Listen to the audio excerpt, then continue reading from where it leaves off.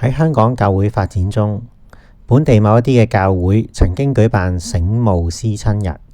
就係藉住一個特別嘅日子，讓信徒喺教會環境中可以紀念祖先。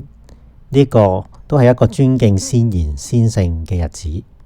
雖然年日過去，呢一種節慶喺教會中漸漸式微，但今日仍有教會藉住祈禱會同埋掃墓等嘅方式，俾信徒向先賢先祖表達敬意嘅空間，讓眾聖徒嘅觀念實踐喺基督教信仰中。今集我哋邀請咗聖公會諸聖座堂范進雄牧師，為我哋分享教會中點樣保存呢一個教會傳統呢？歡迎收睇宗教對話日常談頻道。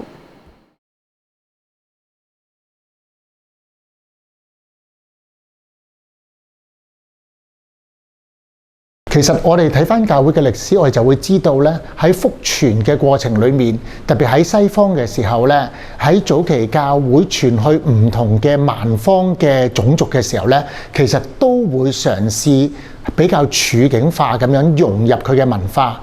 當地嘅文化同埋節慶咧，都成為教會嘅節慶。喺中世紀喺教會嘅建立嘅過程裏面咧，其實都用咗好多民間嘅文化嘅。我哋會睇到呢一個咧，正正係喺教會喺早期喺西方發展嘅一啲嘅烙印同埋歷史嚟嘅。相反咧，喺清末啦，喺新教嚟到中華嘅時候咧，就好強調嗰種害怕會拜偶像嘅情況，就因為咁嘅緣故底下咧，反而咧就係去對於我哋好多民間習俗咧有好多嘅批評。但係其實咧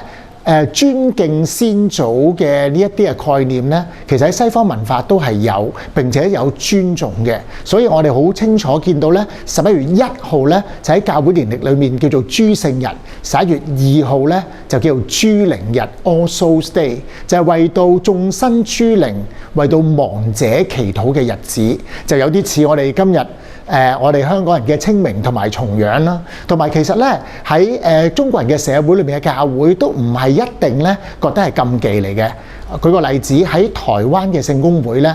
早喺上個世紀嘅70、80年代嘅時候咧，喺佢哋嘅公禱書裏面咧，都有一個叫敬祖嘅禮。咁係當時嘅龐德明主教咧，去到台灣做主教嘅時候咧，佢特別咧去強調返係處境化、本色化，讓我哋中國人嘅本身嘅節慶同埋民族嘅一啲嘅關懷，都能夠係有好具體嘅基督化嘅一啲嘅教導喺當中。所以我哋去思念我哋嘅先祖，並唔係代表係拜偶像，只不過我哋係慎終追遠，係一個有孝道嘅人。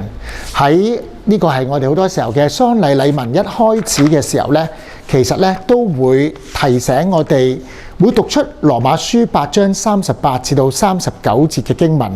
我哋深信無論係死係活，係天使係掌權，係有權能嘅，係一切喺上帝嘅愛裏面都冇被隔絕嘅。所以我哋只要係眾生諸靈喺上帝嘅愛裏面，我哋彼此能夠聯繫。所以咧，我哋喺諸靈日咧，喺我哋嘅教堂咧，都特別咧有一個箱仔同埋一啲紙咧，就喺諸靈日嘅崇拜裏面咧，都鼓勵弟兄姊妹都可以將佢哋已經亡故嘅詩人嘅名字寫上去。咁喺崇拜裏面，我哋會為到呢啲亡者去祈禱，讀出佢嘅名字，讓我哋都知道我哋冇忘記到已經離開世界嘅人，並且離開世界嘅人仍然天人同心，在主裏面係可以合一嘅。咁而另外一方面咧，呢一啲嘅祈禱嘅小嘅意向咧，我哋都可以寫上去一啲亡者嘅名字，掛喺我哋嘅祈禱樹裏面，都讓我哋嘅教友睇見我哋嘅信仰係諸聖相通，無論係生係死，都可以喺主裏面連結。所以咧，呢一啲嘅諗法咧，唔係純粹係中國人嘅習俗。慎終追遠或者係省親咧，其實咧，無論係西方，無論係中國，呢個都係好一致嘅。